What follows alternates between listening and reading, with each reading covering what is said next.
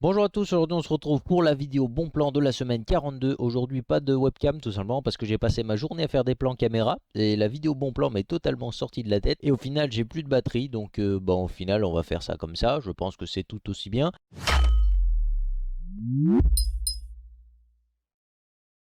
Comme d'habitude, les liens de tous les produits sont dans la description, rangés par catégorie et par prix croissant au sein de leur catégorie pour que ce soit plus facile pour vous de vous y retrouver. Donc on commence directement avec les processeurs cette semaine. Donc on a ici le Ryzen 5 5500 qui est plutôt sympa. Voilà, comme vous voyez déjà il n'y a plus trop de stock puisque la disponibilité a déjà un petit peu reculé. Sinon c'est un processeur qui est relativement pas mal pour des configs un petit peu entrée de gamme qui sont sympas. Consomme pas beaucoup, ça chauffe pas beaucoup donc ça peut être vraiment une bonne option, surtout pour 123 euros. Si jamais ici j'ai trouvé un Amazon un peu bizarre avec amazon.com.be, je sais pas à quoi ça sert. Bref, si quelqu'un sait à quoi ça sert, moi je pense que c'est pour les pros, mais je suis pas sûr parce que le prix est plutôt intéressant.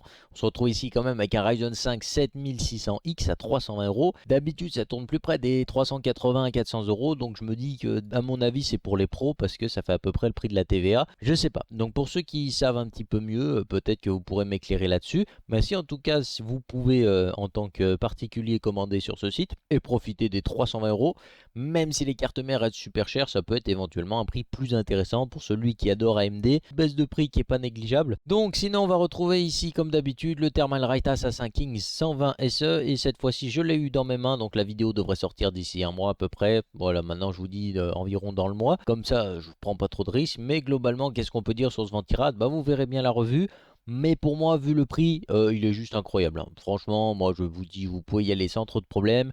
C'est facile à monter, c'est très performant, c'est plutôt silencieux. Bon, on va dire qu'à pleine vitesse, il est un petit peu bruyant. Mais globalement, si votre processeur ne chauffe pas énormément, bah ça va rester plutôt silencieux. Et c'est vraiment une excellente offre ici pour 27,90 €. Donc n'hésitez vraiment pas à y aller. Surtout que c'est compatible avec toutes les dernières plateformes. Donc vraiment, n'hésitez pas, ça fait plutôt plaisir. On va attaquer des kits de RAM plutôt sympas. Enfin, il y en a un seul surtout chez G-Skill qui est plutôt intéressant. On se retrouve ici avec 16 Go de RAM, 3200 MHz casse 16 pour 53,90 € et à ce prix là ça fait plutôt plaisir. On a deux barrettes, alors je tiens à préciser que c'est des stickers et qu'il n'y a pas de dissipateur. Globalement ces barrettes vont pas chauffer énormément. Ça peut permettre déjà d'avoir de la bonne mémoire, on évite un petit peu tous les problèmes de compatibilité justement qu'on pourrait avoir de chez Corsair. Parce que d'habitude ils mélangent un peu les puces, souvent vous pouvez avoir des mauvaises surprises. Et du coup ça vous évite un petit peu tout ça et c'est plutôt cool. Maintenant on va enchaîner avec les cartes graphiques et cette semaine on a deux cartes graphiques plutôt intéressantes. Donc on commence ici avec la RX 6700, le modèle de chez Saphir qui est vraiment intéressant. Surtout pour 390 € chez Cdiscount, c'est vraiment une excellente carte graphique qui vous permet très largement d'aller jouer en 1440p. Et franchement c'est une excellente carte que je vous conseille très fortement, quasiment imbattable hein, on va dire ça comme ça. Et puis sinon le deuxième modèle qu'on devrait essayer normalement sur la chaîne, parce qu'il y a un abonné qui va me la prêter. Je vais essayer de me dépêcher parce que j'ai une RX 6700 tout court et une 6700 XT. Dites-moi si ça vous intéresse qu'on présente les deux dans la même vidéo. Alors c'est pas deux de chez Saphir, mais peut-être que les deux vous intéresseraient dans la même vidéo.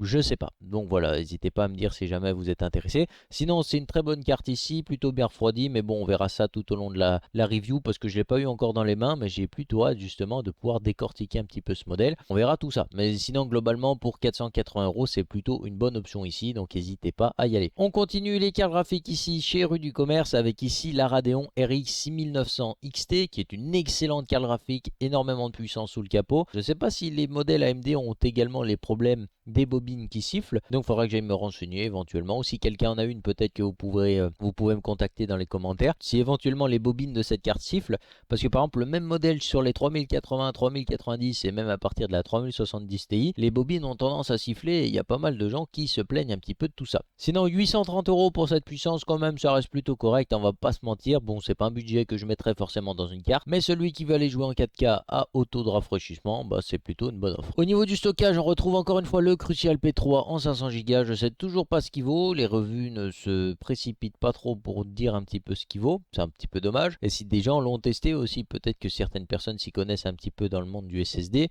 Et peut-être que justement vous avez déjà un avis là-dessus. En tout cas, 41,90 € pour 500 Go, c'est pas très cher. Étant donné qu'il annonce quand même des débits pas trop mal. Alors je sais pas si c'est vraiment l'offre du siècle ou si encore une fois Crucial a un petit peu joué du marketing en proposant un contrôleur pas ouf. Je sais pas. À voir, mais bon. Globalement 41,90 € pour ce stockage, c'est pas trop mal. On poursuit la vidéo avec un petit boîtier en mini ITX. Alors il y a pas mal de gens qui aiment bien ce petit format, ça fait un petit peu comme une console mais en légèrement plus gros.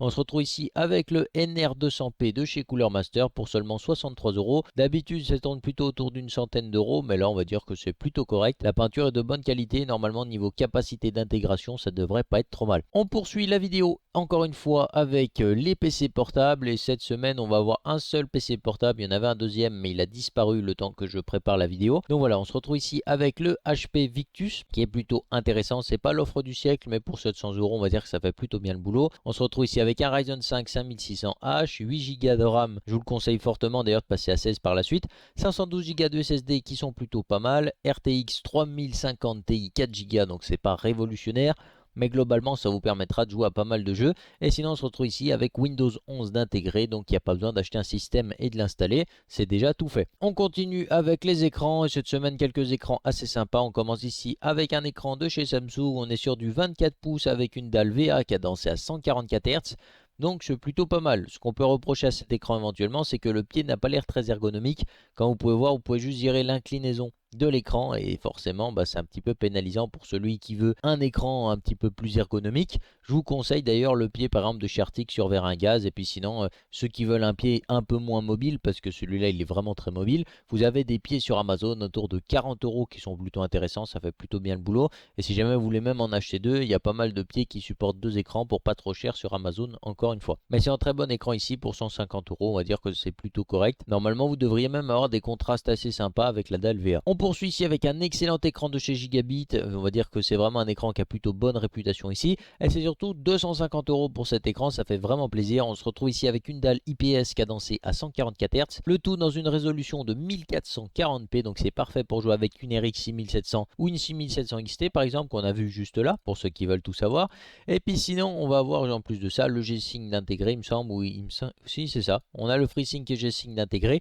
Donc niveau carte graphique, vous êtes déjà plutôt pas mal. Le FreeSync est embarqué sur la plupart des écrans avec une 6700 XT, ça va vraiment bien aller. On fera attention ici parce que les dalles IPS ont légèrement moins de contraste, donc pour ceux qui travaillent de l'image, vous aurez des couleurs un petit peu plus belles, mais les contrastes seront un petit peu moins bien. Mais en tout cas, on est ici sur un écran plat, donc pour le travail de l'image aussi, ça peut être pas mal. Bien entendu, il faudra voir selon vos goûts et selon votre pratique, mais ça peut être aussi un bon écran pour commencer le montage vidéo ou justement le traitement d'image. On poursuit ici avec un écran totalement incurvé, c'est le Samsung Odyssey G5 en ultra wide qui est plutôt intéressant.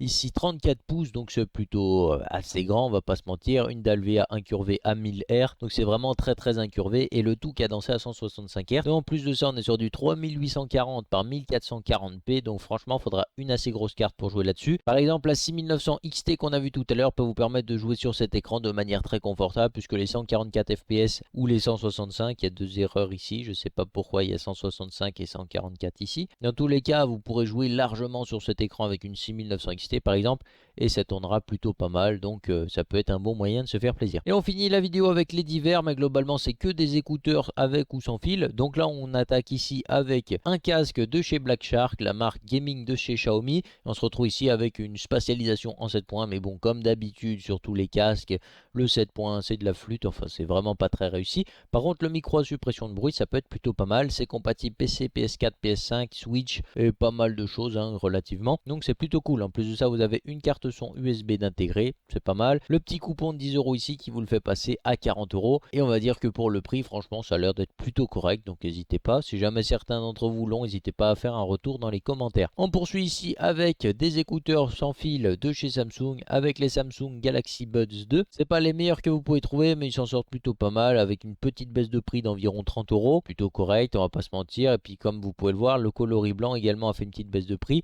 ainsi que le gris. Après vous avez le mauve légèrement plus cher mais pas trop, et puis là il y en a un en couleur onyx, je sais pas ce que c'est, mais c'est un Pokémon chez moi. Ah, c'est un peu gris genre. Ok, bah si vous la prenez en version gris par exemple, vous vous faites totalement enfiler, parce qu'en noir il est quand même à quasiment 50 € de moins. Et sinon on va en finir ici avec deux casques Bluetooth plutôt intéressants. On attaque directement avec le Bose Quiet Comfort 45, que plutôt une bonne version. J'ai le même en blanc, il me semble. Non, j'ai pas le même en blanc. J'en ai un qui ressemble beaucoup de chez Bose en blanc et marron. Relativement un très bon son chez Bose. Le seul truc qui est un petit peu dommage souvent, c'est que les basses sont un peu étouffées, malheureusement. Voilà, c'était des gammes que j'aimais pas forcément parce que je trouvais que les basses tapaient pas assez. Je suis quelqu'un qui aime bien la musique qui tabasse un petit peu. Donc voilà, c'est pour ça que ça m'a dérangé, mais peut-être que certains d'entre vous aiment justement ce style un petit peu plus renfermé, un style un petit peu plus neutre peut-être, qui offrira justement dans certains cas une meilleure qualité sonore qu'une déformation avec trop de basse. 213 € pour ce casque avec quelques petits frais de port, ça reste relativement correct et voilà, c'est toujours ça de gagner. Et puis on finit ici avec le tout dernier Sony WH-1000XM5, plus connu sous le nom de Sony XM5 la plupart du temps, c'est à peu près comme ça que tout le monde l'appelle. Donc on a la version argent et la version noire au même prix comme vous pouvez le voir. Sinon c'est toujours un excellent casque de chez Sony avec une excellente autonomie, réduction de bruit intégré et tout ce qui va avec. Donc c'est plutôt cool, franchement 310 € alors qu'il coûte environ 400 € d'habitude. C'est toujours une baisse de prix assez sympa à prendre. Donc voilà, sur ce j'espère que la vidéo vous aura plu. Si c'est le cas, n'hésitez pas à mettre le petit pouce RGB parce que ça fait toujours plaisir. À vous abonner si c'est pas encore fait. Puis on se retrouve très bientôt pour une prochaine vidéo. Bye les gens.